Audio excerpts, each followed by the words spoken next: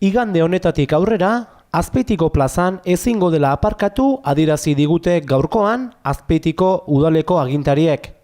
Kalera irten eta herritarrek lasai ibiltzeko eskubidea izatea beharrezkotzat jotzen du Azpeitiko udalak. Beraz, igande honetatik aurrera ezingo da herriko plazan aparkatu. Egun ondanoi, eskerrik asko etortzeatik.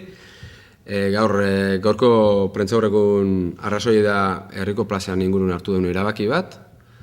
Eta, hor komentar dugu, udaletxin Azpeitik egala somatzen, herriko plaza ingurun, jai egunetan, arazo asko sortzen nahi dira. Kotxi eta herritarren arteko relazioe oso zaila bihurtu dela. Kalea erten da herritarrak lasai biltzeko eskubideak, gure ustetan, udaletxe honen ustetan, hori berresku da. Jai egunetan herriko plaza herritarrentzat nahi dugu berruzko dau, gaur hartuko erabaki honekin. Eta gure iritziz, azken urtitan herriko plazan, herriko plazien partez aparkalekoa bihurtu da. Eta kotxiek oinezkun gaine jarri dira.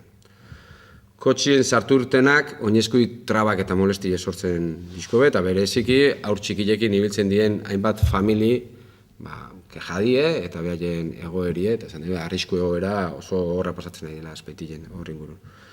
Plaza ingurun parkik daude, tabarna daude, eta pertsona asko ibiltzen die oinez, eta benetan pentsatzen dugu arriskue reala dela eta gerota hundillo dela. Eta hori gainetik herritarrak nabarmendu eta transmitidu digu.